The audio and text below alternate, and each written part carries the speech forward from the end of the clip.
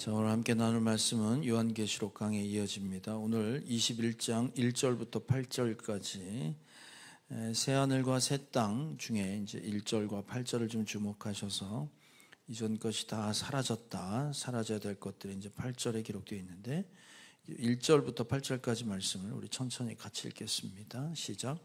나는 새하늘과 새 땅을 보았습니다. 이전의 하늘과 이전의 땅이 사라지고 바다도 없어졌습니다. 나는 또 거룩한 도성 새 예루살렘이 남편을 위하여 단장한 신부와 같이 차리고 하나님께로부터 하늘에서 내려오는 것을 보았습니다. 그때 나는 보좌에서 큰 음성이 울려나오는 것을 들었습니다. 보아라, 하나님의 집이 사람들 가운데 있다. 하나님이 그들과 함께 계실 것이요 그들은 하나님의 백성이 될 것이다. 하나님이 친히 그들과 함께 계시고 그들의 눈에서 모든 눈물을 닦아주실 것이니 다시는 죽음이 없고 슬픔도 울부짖음도 고통도 없을 것이다. 이전 것들이 다 사라져 버렸기 때문이다. 그때 보좌에 앉으신 분이 말씀하셨습니다. 보아라, 내가 모든 것을 새롭게 한다. 또 말씀하셨습니다. 기록하여라. 이 말은 신실하고 참되다. 또 나에게 말씀하셨습니다. 다 이루었다. 나는 알파며 오메가 곧 처음이며 마지막이다. 목마른 사람에게는 내가 생명수 샘물을 거저 마시게 하겠다. 이기는 사람은 그것들을 상속받을 것이다. 나는 그의 하나님이 되고 그는 내 자녀가 될 것이다. 그러나 비겁한 자들과 신실하지 못한 자들과 가증한 자들과 살인자들과 음행하는 자들과 마술쟁이, 우상 숭배자들과 모든 거짓말쟁이들이 차지할 몫은 불과 유황이 타오르는 바다뿐이다. 이것이 둘째 사망이다. 아멘. 드려진 헌금을 위해 잠시 기도합니다. 하나님 감사합니다. 귀한 예물 구별했습니다. 우리의 삶을 구별하고 우리 믿음을 주신 것처럼 우리에게 주신 재물 또 우리에게 주신 은사, 건강 이 모든 것들이 영혼을 살려내고 또 제자를 만드는 일에 잘 심고 베풀어지고 나누어질 수 있도록 은혜 주시고 특별히 명절 가운데 힘들고 지친 영혼들에게 베푸는 데 인색하지 않도록 풍성히 채워 주시옵소서. 감사드리며 예수 그리스도 이름으로 축복하며 기도합니다. 아멘. 우리 옆 사람 인사합시다. 메리 추석입니다. 그렇게.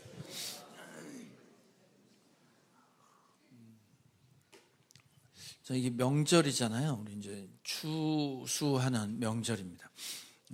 이 세상에 존재하는 모든 절기들은 이제 돌아보면 우리가 먹고 사는 문제와 계절과 관련되어서 조상신이나 자연신에게 우리의 풍성한 먹거리를 좀 달라고 했던 절기가 전통적으로 절기가 됐습니다. 다 먹고 사는 문제와 연관되어 있어요.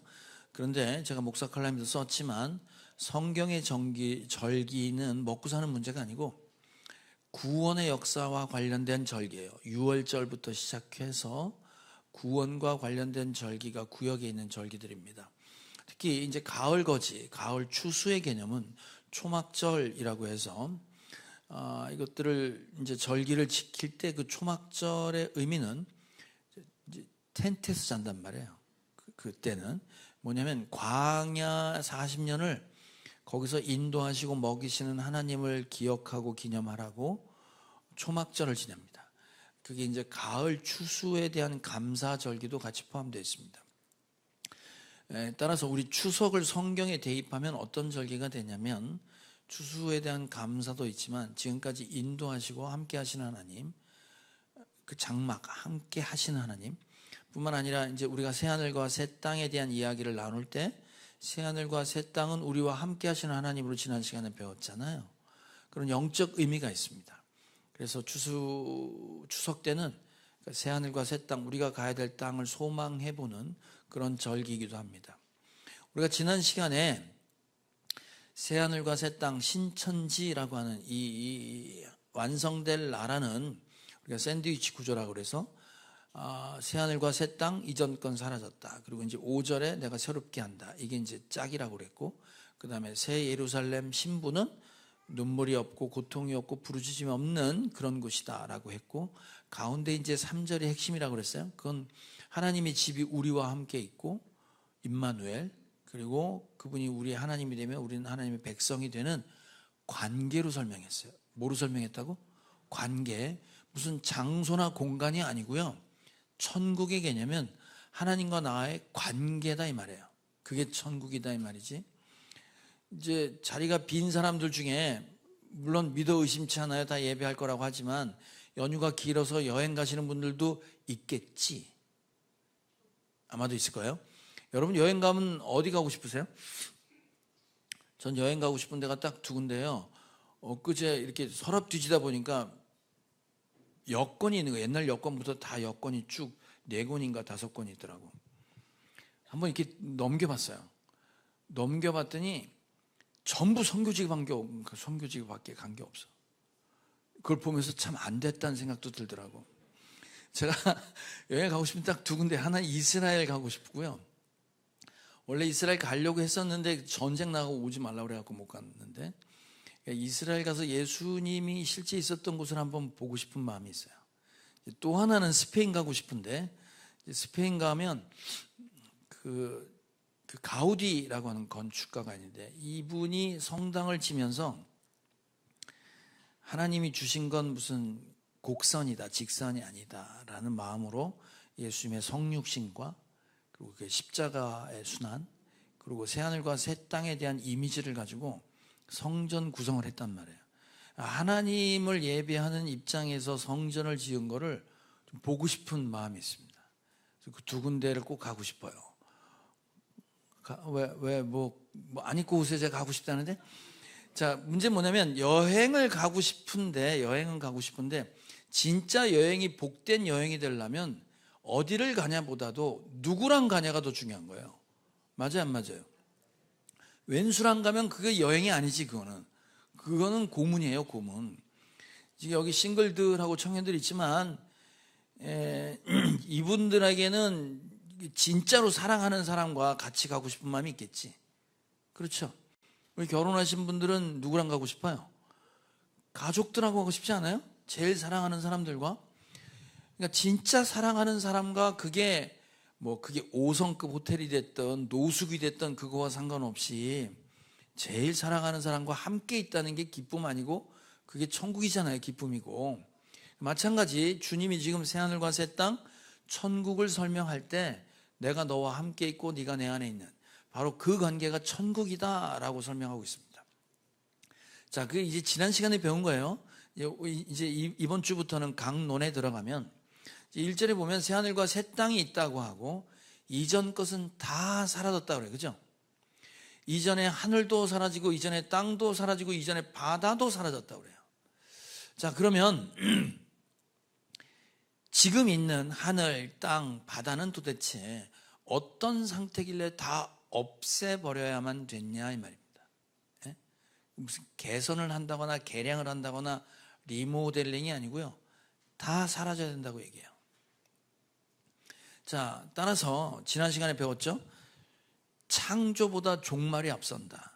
전능하신 하나님은 요한계시록에 완성될 하나님의 나라를 알고 창조하셨단 말이에요. 드라마를 만들 때 결론을 알고 시나리오 작가가 첫 회를 어느 나라, 어느 시대, 어느 배경에 어느 사람을 쓸 건지를 결정하는 것처럼 성경은 전능하신 하나님께서 완성될 나라를 위해 시작도 하셨고 과정도 밟아가신다 이 말이에요. 자, 그래서 창조할 때 하늘 땅 바다가 나오는데 아주 어렵게 나옵니다. 자, 창세기 1장 2절입니다. 시작. 땅이 혼돈하고 공허하며 어둠이 깊음 위에 있고 하나님의 영은 물 위에 움직이고 계셨다. 창조 전의 상태, 땅도 혼돈 공허, 물 깊음, 바닷속 거기도 전부 어둠이다 이 말이에요. 그게 어느 공간인가 있었어요. 그런데 거기서 하나님께서 창조를 하세요. 그래서 하나님의 나라를 완성해 놨는데 문제는 뭐냐면 타락했단 말이에요. 타락의 결과가 어떻게 됐냐 이 말이지. 자, 창세기 3장입니다. 시작. 남자에게 이렇게 말씀하셨다. 네가 아내의 말을 듣고서 내가 너에게 먹지 말라고 한 그 나무의 열매를 먹었으니 이제 땅이 너 때문에 저주를 받을 것이다. 땅이 어떻게 됐다고? 저주를 받았다. 그래서 엉겅퀴가 나고 수고하고 땀을 흘려야 먹게 됐다고 땅에 대한 저주를 하나님이 선언하세요. 지금 현재 여러분이 밟고 있는 땅은 하나님의 저주가 있다라고 아예 시작 때 얘기하신단 말이에요. 뿐만 아니라 계시록에 오면 땅을 어떻게 상징하냐면 악한 것들이 설치고 판을 치고 있는 상태라고 얘기해요. 자, 계시록 13장 시작. 나는 또 땅에서 다른 짐승 하나가 올라오는 것을 보았습니다. 그것은 어린 양처럼 뿔이 둘이 있고 용처럼 말하였습니다. 무슨 신기한 능력을 발휘하면서 짐승이 하나 나타나는데 땅에서 나타나. 땅에서 기적 같은 걸 보여주면서 이 사람들을 다 미혹하고 있는 악한 것들이 출몰하고 그것들이 판을 치는 세상이다, 이렇게 얘기해요. 바다도 마찬가지예요. 바다도 성경은 바다를 얘기할 때 어떤 상징으로 얘기하냐면 악한 것으로 상징합니다. 자, 이사야 57장입니다. 시작. 그러나 악인들은 요동하는 바다와 같아서 고요히 쉬지 못하니 성난 바다는 진흙과 더러운 것을 솟아올릴 뿐이다. 악인과 바다가 같다고 얘기하잖아요. 바다에선 더러운 것을 솟아올릴 뿐이다. 그래서 바다 자체가 악에 대한 상징으로 나오고, 우리 계시록에 용과 짐승이 나올 때 그 짐승은 바다에서 먼저 나와요. 그죠? 자, 계시록 13장 1절 시작. 나는 바다에서 짐승 하나가 올라오는 것을 보았습니다. 그 짐승은 뿔 10과 머리 7이 달려 있었는데 그 뿔 하나하나에 왕관을 쓰고 있고 그 머리 하나에는 하나님을 모독하는 이름이 붙어 있었습니다. 바다에서 짐승이 올라오는데 하나님을 모독하는 존재가 나타난다 이 말이에요. 그 사주를 받은 또 하나의 짐승이 땅에서 판을 쳐요. 자, 이렇게 악한 것들의 출몰과 지배가 땅과 바다에 있다고 얘기해요.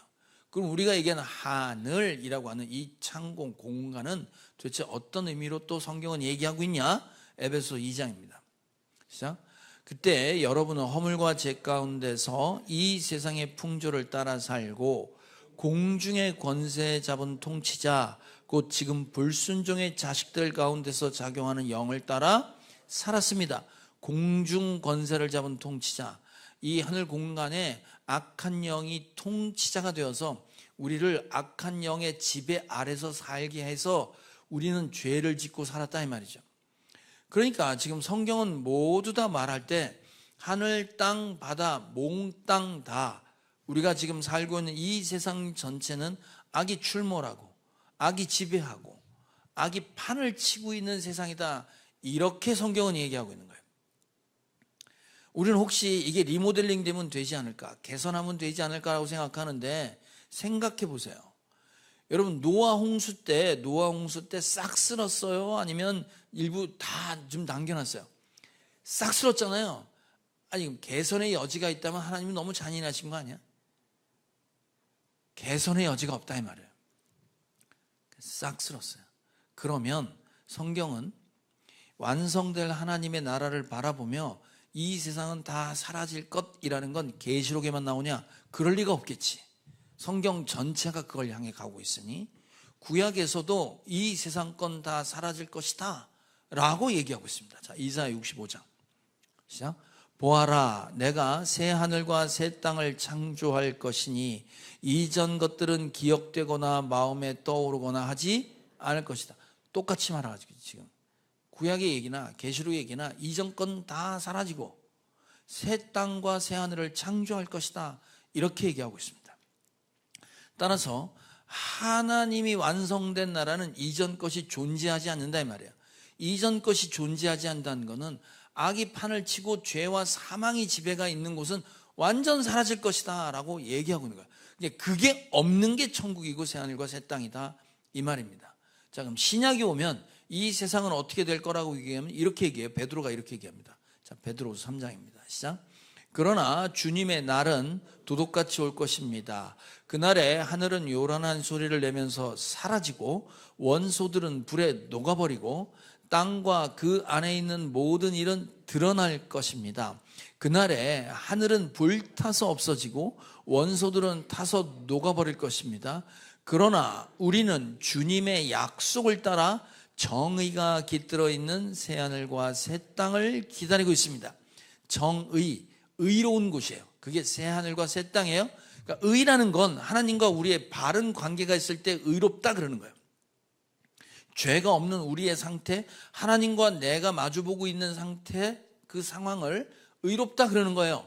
그러니까 새하늘과 새 땅은 하나님과 나의 바른 관계, 그럼 다 녹아 없어지고 다 불타버릴 것들은 하나님과 바른 관계에 있지 않은 모든 건 다 사라진다 이 말이에요.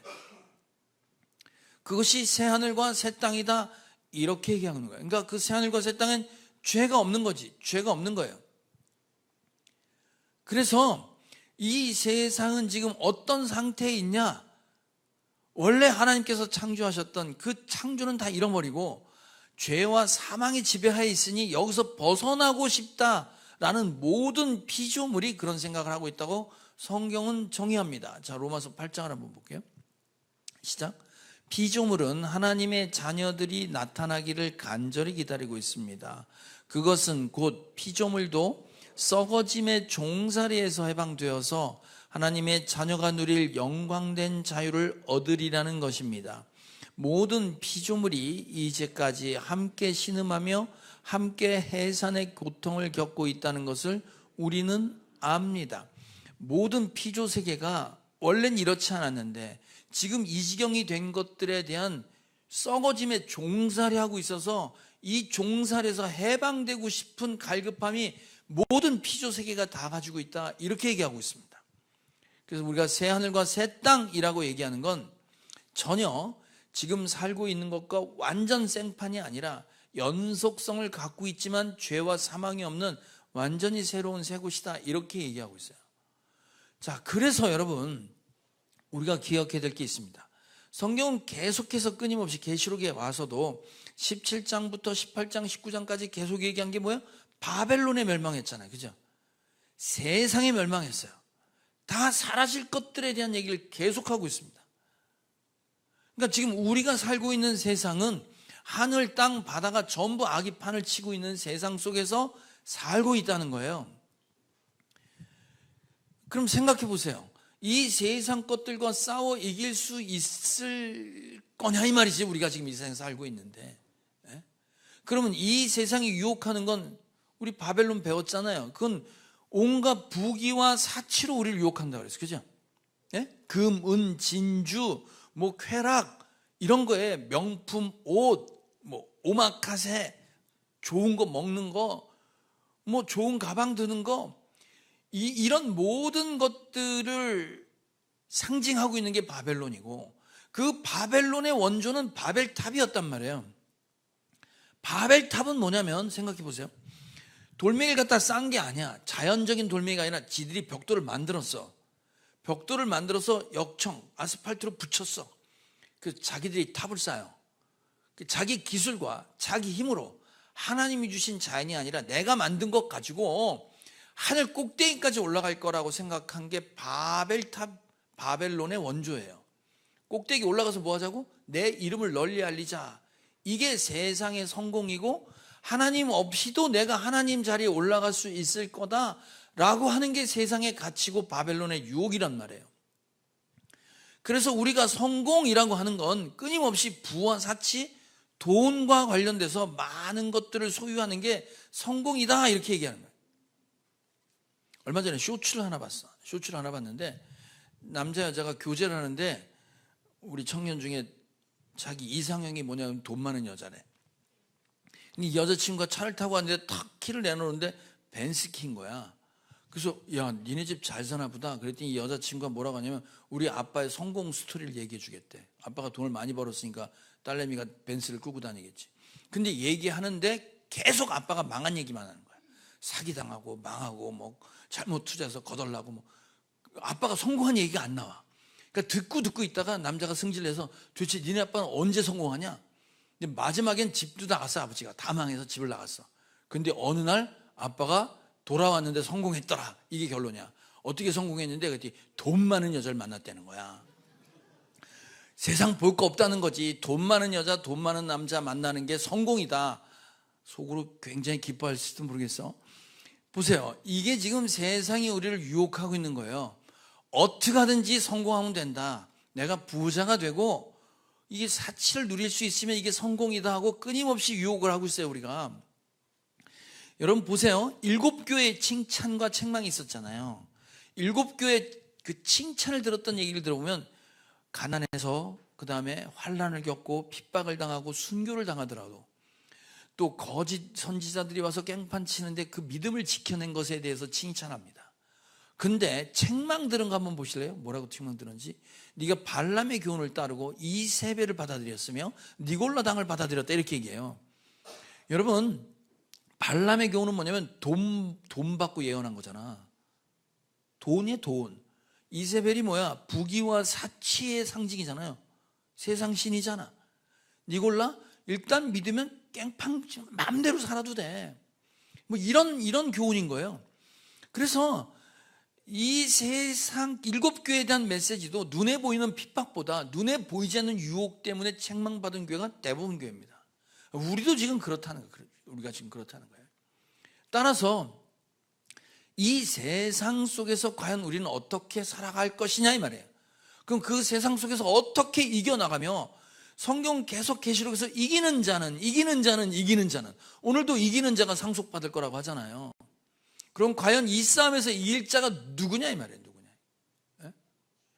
여러분이 저한테 돈 갖고 유혹하고 그 다음에 그 부귀와 사치나 음행을 갖고 저한테 유혹하면 제가 이길까 못 이길까? 대답을 하세요. 유혹하지 마세요. 전 넘어가요. 분명히 얘기했어. 난 넘어가면 내 책임 아니야. 난 얘기했어. 여러분이 기도 안 해서 그런 거예요.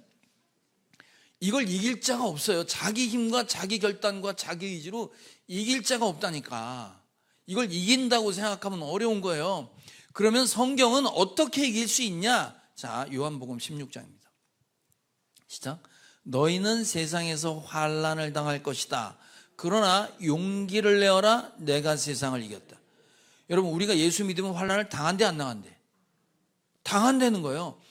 여러분, 온 세상 천지가 다 하나님 없다 그러는데 나는 예수를 믿어요. 그분이 하나님이세요 라고 이야기를 세상에 밝히는 순간부터 손가락질 당해요. 한번 해보시라니까. 여러분 직장 가서 내가 예수 믿어요. 얼마나 잘하나 보자고 그 다음부터는 완전히 따당해요. 아닐 것 같습니까? 너 믿는 자가 왜 그래? 그러고 호구 잡히고요. 힘들어요. 그래서 교회 다니다가 여러분 위로받는 거 있잖아. 술 한잔 하다가 장로님이세요? 나 서로 얘기 안 해. 서로 얘기하다가 술 취해갖고 그때서 나 예수 믿는다고 얘기하는 거야. 그때 동지애를 느낀다니까. 오죽하면 이 세상에서 내가 예수 믿는다고 말을 못하냐고. 지금 근데 뭐라 그래요? 너희가 환난을 당한다. 용기를 내어라. 용기를 내라는 얘기는 뭐야? 맨날 낙심하고 자빠진다는 얘기잖아요. 내가 이겼대. 누가 이겼다고? 예수님이 이겼대. 네가 이긴 게 아니에요. 예수님이 이겼다는 게 예수님이. 제가 정치 얘기하는 게 아니고 어떤 정치인이 이번에 구설수에 올랐어요. 법인 카드를 썼는데 기름값을 200만 원 썼대. 한 번 결제. 근데 반전이 일어났잖아, 얼마 전에. 그 차 중에 한 번 만땅 채우면 200만 원 들어가는 차가 있다는 거야. 그래서 반전이 일어났잖아. 그 차가 어떤 차인지 알아? K2 흑표 전차래. 탱크. 내가 탱크 얘기를 왜 하냐면 봐봐요. 적들이 총을 쏜단 말이야. 그 무제한으로 총을 쏘고 있는데 그걸 내가 이겨서 그 총알을 뚫고 나갈 방법은 없는데 만약에 탱크가 한다겠다고 쳐봐. 탱크의 철갑을 총이 뚫을 수는 없어요. 그죠? 그럼 내가 이 적진을 뚫고 들어갈 수 있는 유일한 길은 탱크 안으로 들어가는 것밖에 없지. 내가 이겼다고 총알을 피해갈 수는 없단 말이에요. 내가 유일하게 이길 수 있는 건 탱크 안으로 들어가는 거지. 예수님 안으로 들어가는 자만이 승리할 수 있다는 거예요. 자, 요한일서 5장 시작. 하나님에게서 태어난 사람은 다 세상을 이기기 때문입니다. 세상을 이긴 승리는 이것이니 곧 우리의 믿음입니다. 세상을 이기는 사람은 누구입니까? 예수가 하나님의 아들이심을 믿는 사람이 아니고 누구겠습니까? 자, 여러분 노아 홍수 때 한번 생각해 봐요. 노아가 방주를 배를 만들었단 말이에요. 그러면 배 안에 들어간 사람만 살았고 나머지는 다 죽었지. 그럼 이 물의 심판, 총알이든 물이든 뭐가 됐든 이 물의 심판을 이길 수 있는 유일한 건 방주 속 안으로 들어가는 것 말고는 답이 없어요. 그죠? 그럼 방주는 물의 심판을 다 받아냈지. 방주가 그러니까 예수님이 우리가 받을 심판을 다 받아내고 그 예수님 안에 들어가 있는 자만이 세상의 심판에서 이겼단 말이에요. 똑같이 이 세상에 어떤 총을 쏘든지 어떤 걸로 유혹하든지 우리가 이길 수 있는 유일한 건 예수님 안에, 그걸 뭐라 그래? 예수 믿는 자입니다. 예수 믿는 자가 누구냐라고 하면 지금 우리 전선교 집사님이 그 간증했을 때 뭐라 그러냐면 내가 하나님 만나고 싶었는데 지금까지 못 만났어요. 그런데 이번에 가서 기도하는 가운데 내가 하나님을 아버지라고 부르는 순간 내가 죄인임을 깨닫게 되고 그 죄에서 건질 자가 예수님밖에 없다는 고백을 했대잖아요. 그게 예수님 안에 들어간 거잖아. 그게 예수 믿는 거란 말이에요. 하나님의 아들이 하나님이심을 믿는 자만이 세상을 이길 수 있대. 이게 세상이 어떤 공격을 하고 있는지 아는 자가 예수 믿는 자 말고는 세상에 없다는 거예요. 그럼 예수 믿으면 아무 환란이 없냐? 아니지. 거기에 공격이 무수히 있는데 오늘 계시록 21장에 보면 이전 것은 사라졌다 그래놓고 21장 8절에 가면 이 세상에 죄를 짓는 놈들은 다 지옥과 둘째 사망, 불못에 쳐들어가는데 그 불못에 들어가는 자들이 누군지를 설명하고 있는 거야. 그 누군지에 해당될 가능성이 많다 이가 우리가. 자, 21장 8절을 봅시다. 시작. 그러나 비겁한 자들과 신실하지 못한 자들과 가증한 자들과 살인자들과 음행하는 자들과 마술쟁이들과 우상 숭배자들과 모든 거짓말장이들이 차지할 몫은 불과 유황이 타오르는 바다뿐이다. 이것이 둘째 사망이다. 앞에 거 한 번만 더 보여줘. 다시 8절 보세요. 비겁한 자, 신실하지 못한 자, 가증한 자, 음행하는 자, 마술쟁이, 우상숭배, 거짓말하는 사람. 이제 이게 무슨 말이냐면 이런 거예요. 지금 우리가 예수님이 나의 구원자이며 하나님이시다라고 고백을 하는데 문제는 뭐냐면 위협이 오면 배신하는 거야. 그분이 나의 구원자가 아니셔. 돈이네 하고 중간에 배신 때리는 거야.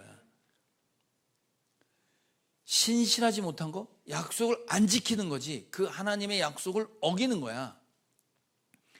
이게 끊임없이 우리를 공격한다는 거예요. 여러분 일제 36년 동안 독립운동 그렇게 하다가 마지막 3년에 다 무너졌다는 거 아니야. 30년을 버텼다가 마지막 3년을 버티지 못하고 거기서 배신했다는 거 아니야 지금. 우리가 그럴 수 있다는 거야 지금. 자, 그래서 여러분 한번 생각해 보세요. 주님 입장에서 보면 나를 믿어주는 자, 믿어주는 자, 믿어주는 자, 끝까지 신뢰하는 자입니다. 이번 17기 생명의 삶은 지금까지 생명의 삶을 하면서 역대급. 뭐가 역대급이냐면 제가 11기까지는 30분 밥 먹고 2시간 강의했어요. 근데 12기부터 사람이 많아지다 보니까 팀을 짰단 말이야. 30분 밥 먹고 30분 소그룹 있어요. 강의하다가 중간에. 그리고 또 20분 찬양을 해. 찬양도 있어. 그러니까 강의 시간이 1시간으로 줄었어요. 강의 시간이 1시간밖에 없는 거야. 근데 이번에 30명 나와서 자기소개하는데 내가 이름은 뭐고 내가 직분은 뭐고 교회 다닌 지 몇 년 됐어요. 그리고 여기 생명의 삶 오게 된 거는 이런 이유 때문에 왔어요. 그리고 와서 내가 기대하는 건 이런 겁니다. 그리고 내가 몇 살 때로 돌아갔으면 좋은지 몇 살 때로 돌아가면 좋겠어요. 6가지 발표하는 거야. 그래서 1분 내에 끝내라고 그랬는데 30명 발표하는데 1시간이 다 갔어. 이런 된장. 얼마나 할 말들이 많은지. 근데 한 분이 유독 그분은 무대 공포증이 있다는 거야. 그 사람들 앞에 말을 못한대. 그래서 써온 걸 그냥 읽었어. 1번 뭐 2번 뭐 3번 뭐 이분만 박수 받았어. 빨리 끝냈다고. 보세요. 그런데 문제는 뭐냐면 그 나와서 발표하는 사람 중에 뭐라고 발표하냐면 이렇게 발표하는 거예요. 제일 앞거는 뭐였냐면 여기가 하나님 만나는 맛집이라고 해서 왔어요. 이렇게 얘기하시는 분이 계세요. 또 어떤 분은 뭐라고 얘기했냐면 여기가 하나님만 여기 오면 사람이 변한다고 그래서 왔습니다 이렇게 얘기해요. 또 어떤 사람은 여기 오면 사람이 변하는데 그 변하는 사람 좀 구경하려고 왔어요. 이런 분도 계셨어요. 이런 분도 계셨어요. 이건 무슨 얘기를 하고 싶은 거냐면 한 번은 예수님께 어떤 군인이 찾아왔어요. 군인이 찾아와서 내 사람 중에 누가 병서 죽게 생겼다 이 말이야. 그래서 예수님이 능력이 있으시다고 하니까 내 사람 좀 고쳐주세요. 그랬더니 예수님이 뭐라 하냐면 가자 그랬어요. 그때 이 군인이 뭐라 그러냐면 아니 갈 필요 없고 군인 명령하면 다 움직여요. 그러니까 여기서 지금 주님이 명령하면 나을 겁니다 그랬어요. 그랬더니 예수님이 그 사람을 보고 뭐라 하는지 알아요? 이스라엘 사람 중에 이만한 믿음을 본 적이 없다 그랬어요. 제가 지금까지 생명의 삶을 하면서 생명의 삶에 들어와서 여기 사람 변환되면서요 이만한 믿음을 본 적이 없어요. 내가 이번에 그 수산 성결교회하고 바울교회 두 개 교회가 영적으로 너무 힘들어서 가정교회를 전환하고 싶은데 어려운 거예요. 그래서 도와달라고 해서 우리가 뭘 해줄 거냐면 생명의 삶에 그 성령 수양을 가서 해주기로 한 거예요. 근데 어떻게 하든지 이 두 목사님 이번에 생명의 삶에 다 들어와서 자기 배운다고. 근데 이 두 분이 어떻게든 이 사람을 끌고 들어오려고 그래. 그래서 제가 말렸어요. 말리고 뭐라 그러냐면 그냥 떠밀려서 오는 사람 말고요. 그래도 갈급함이 있고 마음이 가난한 사람들 좀 보내주세요. 왜냐하면 여러분 지금 예배하는데도 이렇게 팔짱 끼고 한번 해보지. 하나님과 전혀 상관없습니다. 하나님과 전혀 상관없어요. 생명의 삶에 우리가 아무리 기도하고 뭘 해도 한번 해볼 테면 해봐라 하고 앉아있는 사람과 여기 오면 변환되면서요 하고 앉아있는 사람하고 강사 입장에서 해볼 테면 해봐 하는 사람과 여기 오면 변환되면서요 하고 앉아있는 사람과 어느 쪽에 내가 마음이 더 가겠어요? 네? 물어볼 것도 없지. 이 사람한테 마음이 가지 이 사람한테는 전혀 마음 불쌍해 보이긴 하겠지만 내 마음이 일로 갈 거란 말이지. 여러분 우리가 주님에 대한 마음도 그렇다는 거예요. 여러분 인생 살면서 나를 끝까지 믿어줄 사람 있어? 제가 이제 청년들 데리고 목장하다 얼마 전에 독립시켰잖아요. 그 독립시켰을 때 시키기 전에 그 자매 하나가 그랬잖아. 그 층간소음 때문에 아래층에서 맨날 올라오는데 목장할 땐 안 올라오더라. 왜 안 올라오냐면 올라왔다가 우리 목장 식구들한테 다구리 맞을까 봐 무서워서 못 올라온다고 그랬다고. 이건 무슨 얘기라고? 우리 목장 식구가 다 내 편 될 거다 이 말이야. 누군가 내 편이 되고 나를 믿어주는 사람이 있으면 그거 하나면 충분한 거 아니에요? 어려운 얘기 좀 할게요. 제가 옛날에 전도사 때 누명을 쓴 적이 있어. 말도 안 되는 누명을 썼어. 그래서 있어서는 안 될 자리에 있다고 이렇게 누명을 씌웠어. 근데 그때 한 자매가 청년 자매가 나한테 뭐라 그러냐면 사람들한테 뭐라 그러냐면 그땐 전도사였으니까 전도사님이 그 자리에 가면 안 되는데 혹시 갔다고 치더라도 갔다면 거기 꼭 있어야 될 만한 이유가 있을 거다라고 얘기를 했어요. 저는 지금도 반주하고 있어요. 그 한마디가 내가 신앙을 붙잡을 수 있었던 이유였어요. 또 그 사건을 이렇게 지켜보던 한 분이 조용히 저한테 찾아와서 전도사님 나랑 예배합시다. 그래서 시작한 게 한교회예요.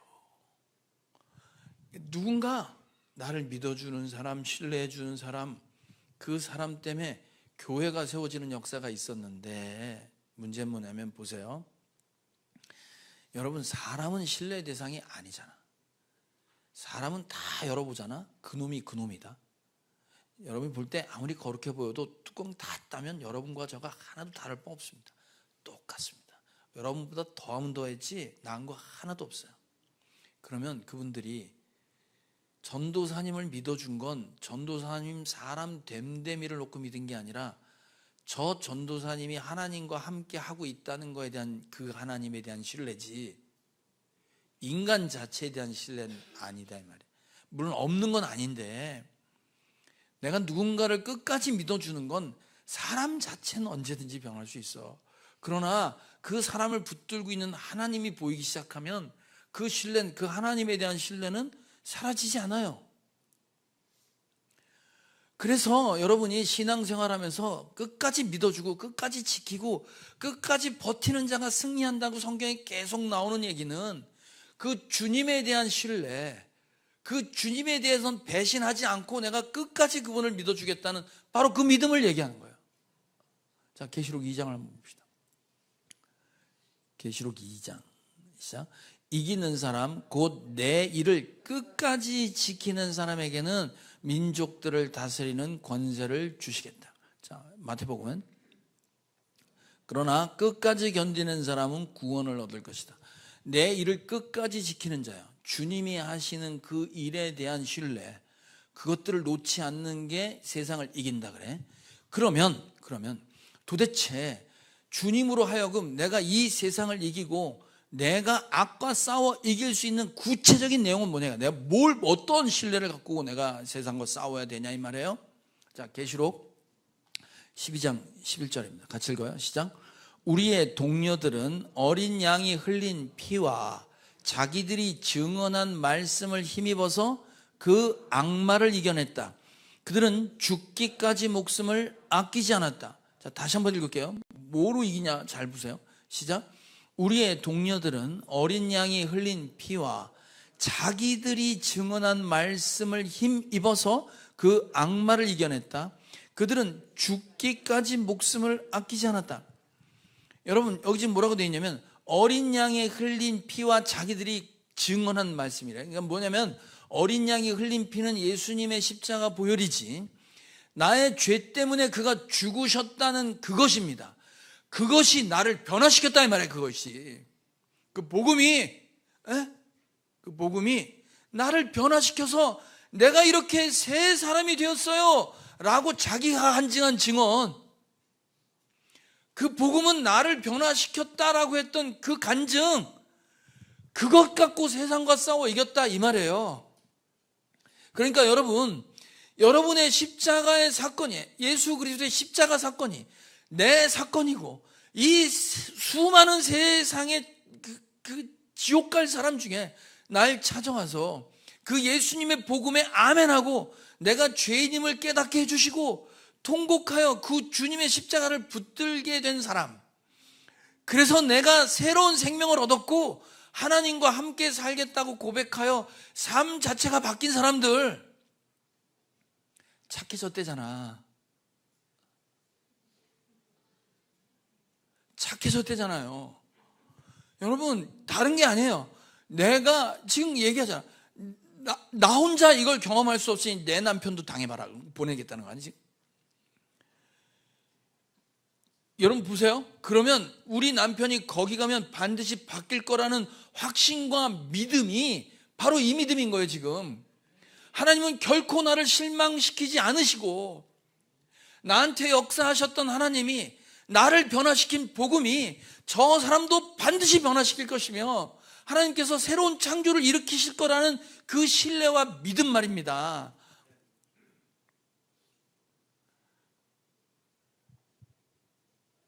제가 예수 믿고 사업하다가 또 망했다 그랬지. 그때 큰 돈이 걸려 있었어.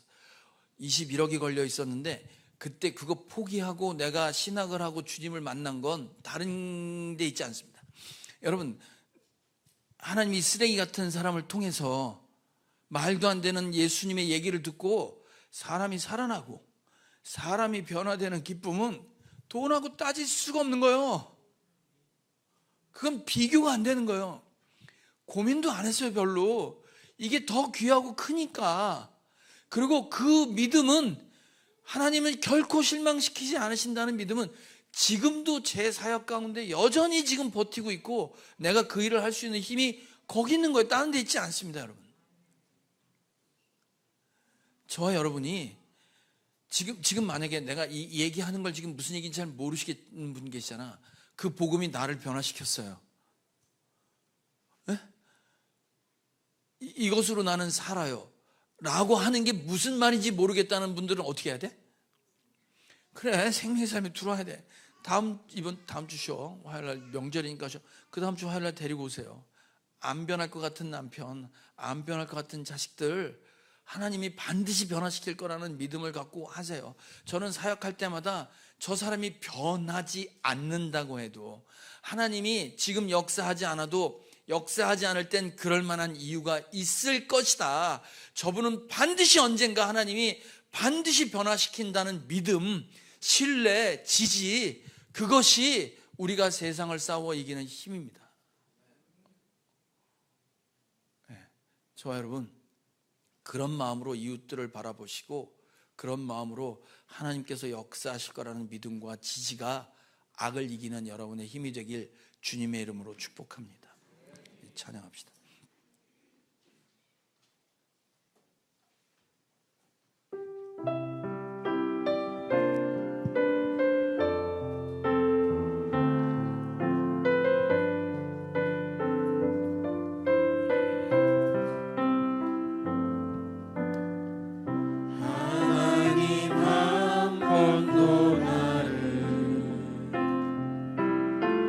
실망시킨 적 없으시고 언제나 공평과 은혜로 나를 지키셨네. 지나온 모든 세월들, 지나온 모든 세월들 돌아보아도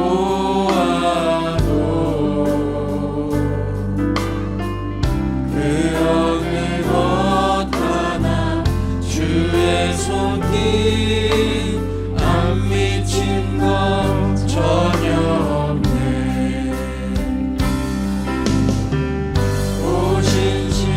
오신실하신 주,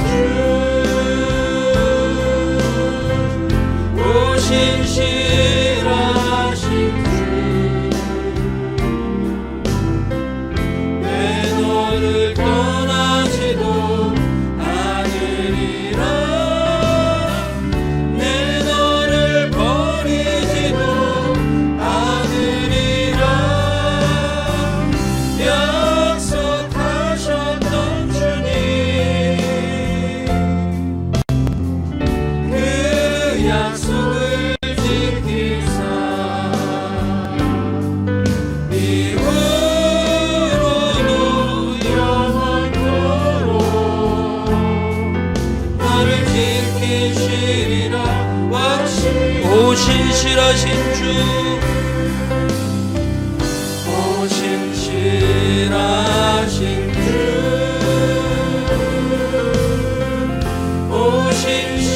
오신실하신 주, 내 너를 떠나지도 않으리라. 내 너를 버리지도 않으리라. 약속하셨던 주님, 그 약속을 지키사 이후로도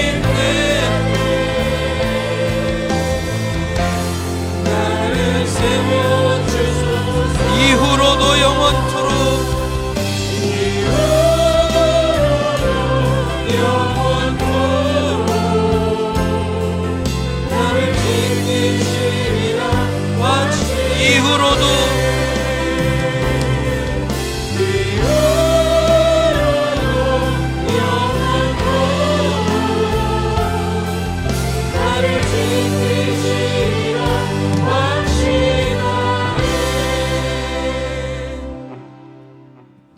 이제 평안한 마음으로 세상에 돌아가십시오. 선한 일에 용기를 가지시고 악을 악으로 갚지 마십시오. 이 세상은 다 사라질 것들입니다. 세상은 악과 죄와 사망이 지배하는 곳입니다. 사라질 것에 소망을 두지 마십시오. 오직 예수님을 믿는 자만이 승리할 수 있습니다. 예수님이 십자가 죽음과 부활의 능력을 체험하고 나의 고백으로 복음의 삶을 살아가십시오. 나에게 역사하셨던 주님은 반드시 저들에게도 역사하신다는 믿음과 신뢰를 버리지 마십시오. 결코 주의 일을 하다가 낙심하거나 포기하지 마십시오. 복음의 능력은 새 하늘과 새 땅을 불러옵니다. 이제는 세상을 이기신 예수 그리스도의 은혜와 살아계시되 끝까지 사랑하시는 하나님의 사랑과 오늘도 복음이 나의 복음이 되어 나를 변화시키게 하시는 성령님의 내주 교통 충만하심이 이제 세상으로 돌아가는 사랑하는 성도들 머리 위에 그들의 가정과 일터와 학업과 목장과 우리 목자 목녀님 위에 우리가 파송한 선교사님과 목장에서 섬기는 모든 선교사님 위에 다시 만나는 그날까지 함께 있을지어다. 아멘.